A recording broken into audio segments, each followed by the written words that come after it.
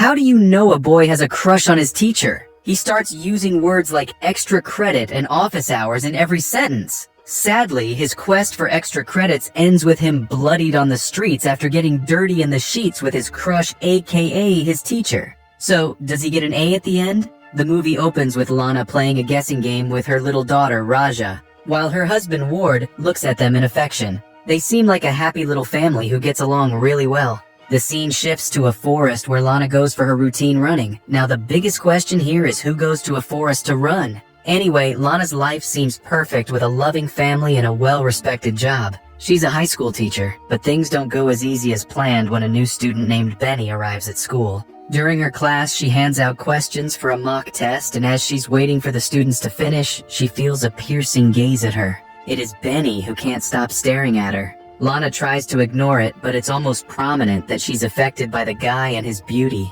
Later that day, when she picks up her daughter from school, she notices Benny walking his dog. Her face is marred with desire as she continues to look at him. All right, Lana, time to change schools before you fall for a minor. That's not what teachers are for. During one session, while one of her students named Jeremy is giving a presentation, Lana rebukes two girls for being disruptive. When the two students still don't listen to her, she angrily asks them to submit their phones. This pisses one of them off, who gets back at Lana by swearing at her. Lana loses her calm and asks her to repeat what she has said, and the student has the audacity to say it again. After that incident, Lana notices Benny's weird behavior. She spots him dumping the belongings of the girl who had sworn at her on the floor. He also trashes her bicycle right in front of her. Worried about the guy, she asks one of her colleagues about him but doesn't receive any satisfactory answer. Her interest in him begins to peak soon.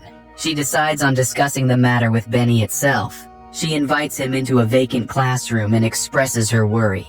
She advises him that though it might be hard for him to have shifted schools in the middle of the semester, he should try to get along with his peers. Benny laughs it off, and in turn, asks her what she actually wants from him. When Lana touches his thigh in a gesture of comfort, he takes it otherwise. She pulls her hand away immediately. He also has the audacity to smirk at his teacher. Lana is no better. She seems flustered, and the conversation ends abruptly. Her fascination and inappropriate attraction towards Benny don't stop. At home, she checks out his student profile to get some insight into his cryptic behavior, or rather, on him and his attractive nature. She literally cannot seem to get him out of his mind. She's pulled out her thoughts only when Raja asks for dinner. Later, she's seen running in the forest yet again, possibly to clear her mind. There's a zoom in on her face where she almost looks haunted by her inappropriate feelings towards her student. The next day, when all the students leave after class, Lana spots Benny's backpack.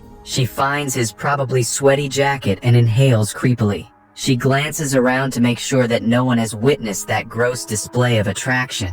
She rushes to the washroom to catch her breath, and lo and behold, there stands the owner of the sweaty jacket. Benny touches her chest, and Lana, who's already all hot and bothered after the jacket sniffing, momentarily gives in to her forbidden desire. She catches herself and asks Benny to forget about the turn of events. Yes, please do. You're a minor, and this is criminal behavior, Lana. Back at home, she's plagued by the incident in school while her husband sleeps beside her without a clue. The interaction between Benny and Lana doesn't stop though. The next day, during class, Benny keeps staring at her until Lana is forced to meet his eyes. After class, he approaches her in the hallway and asks her to meet him after school. Frustrated, Lana pulls him into a corner and requests him to forget about her as the thing between them is wrong. Well, no kidding, Sherlock. But Benny is not one to handle rejection well. Lana finds the side view mirror of her car smashed. She guesses the identity of the culprit, but what can she do?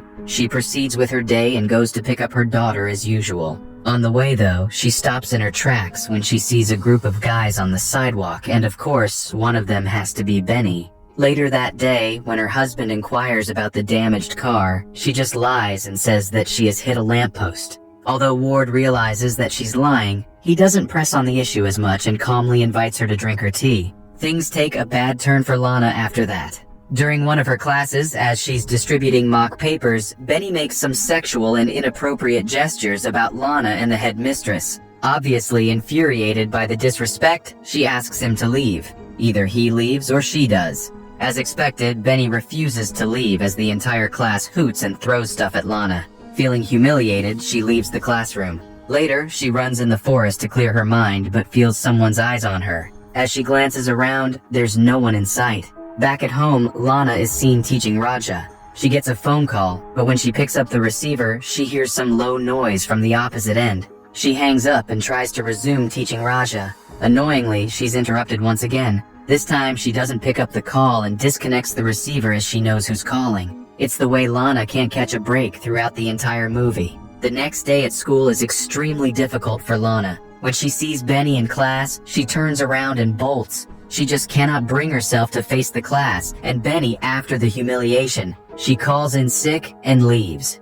Back at home, when Ward asks her about her day, she lies about it and talks about an assessment interview. She also mentions to him that she has been teaching the whole day. Satisfied with her answer, Ward doesn't ask much anymore. She continues to ditch school the next day as well, spending time by the river instead. One day, she visits an art gallery. As she's looking at the pieces in the exhibition, she feels a familiar gaze on her back. And guess who it is? Benny, of course. After disrespecting his teacher, he's now stalking her. Seeing him, she leaves and proceeds to go to a different part of the room. Benny is adamant and follows her. She feels how close he is and bolts yet again. Like, let the woman live. She manages to lose him and tries to leave while he's frantically searching for her. She rushes towards the elevator, but as the door is about to close, Benny steps in. Oh well, there hasn't ever been a good record for elevators and sexual attractions combined together. Anyone can guess what's to crop up.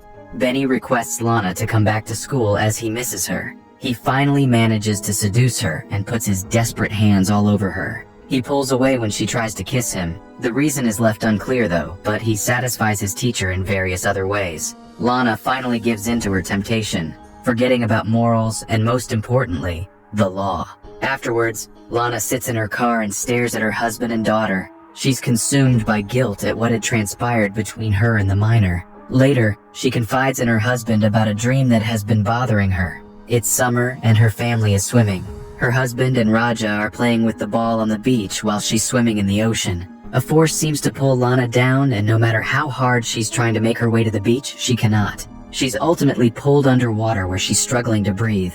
Unfortunately, she isn't strong enough to stop it. Thus, she somehow reveals to her husband about her infidelity, and bluntly speaking, crime. Lana is seen to be running in the forest once again and only stops when she reaches the lake. She throws a stone at the lake and stirs things up, both literally and metaphorically. Metaphorically, how? Let's find out. Lana's guilt is eating her up, so she finds a way to add to her already lousy behavior. She steals some documents, probably test papers from the teacher's locker, and goes to the cafeteria. There, while Benny is having fun with his friends, completely unaware of what's to follow, Lana quietly slips the document into his jacket. Back at home, thinking that she has gotten rid of him, she spends more intimate time with her husband. In school, Benny is interrogated by the authorities while Lana looks at him with a smile of satisfaction. It's the way she's proud of getting her student expelled through tact. After getting her student expelled, she is seen spending some romantic time with her husband in the lake. While they are fooling around, her husband playfully goes underwater. But Lana starts panicking when he does come up after a short while, but her panic is short-lived when he startles her again. Lana abruptly wakes up from her sleep. As it turns out, it is just a dream. In school, Lana notices Benny's empty seat and gets reminded of him and their time together. It's almost as if she misses his presence. She's pulled out of her thoughts at the sound of the bell. Even after getting the kid expelled, she still cannot seem to get him out of her mind. Later, she takes Raja to the bookstore to find a gift for her friend. Raja gets mad at her mother for not buying anything for her. Annoyed at Raja, Lana rebukes her and walks away, assuming that she's following her. When she looks back, Raja is nowhere to be seen. She tries to search for her in the bookstore and freaks out more and more when she can't. She informs the police, who check the surveillance cameras. Lana freezes when she sees Benny near her daughter, thinking that he might have done something to her. Her worry is cut short when Ward calls her to inform her that Raja is home with him. Still, she cannot shake off the uneasiness that she keeps feeling. Later that night, she hears forceful bangs on the front door but finds nothing when she goes to check it. As she locks the door, she gets reminded of her experiences with Benny yet again. His presence both haunts and tempts her as she struggles to move past the memory of her dark experiences. Ward notices the shift in Lana's mood and asks her about it. Instead of replying, she just moves closer to her husband. This doesn't stop here though. It's now her turn to stalk Benny. She follows him in her car as he's riding his scooter. She keeps following the oblivious Benny, clearly searching for an opening to harm the unaware boy. She abruptly swerves her car at him, forcefully hitting him. After a moment, she comes to a stop. She's breathing heavily, but she looks satisfied. She swiftly opens the door to check the consequences of her actions. Does she kill him? Well, who knows? As if having an inappropriate relationship with a student wasn't enough for her to be a criminal, Lana takes it upon herself to turn into a murderer.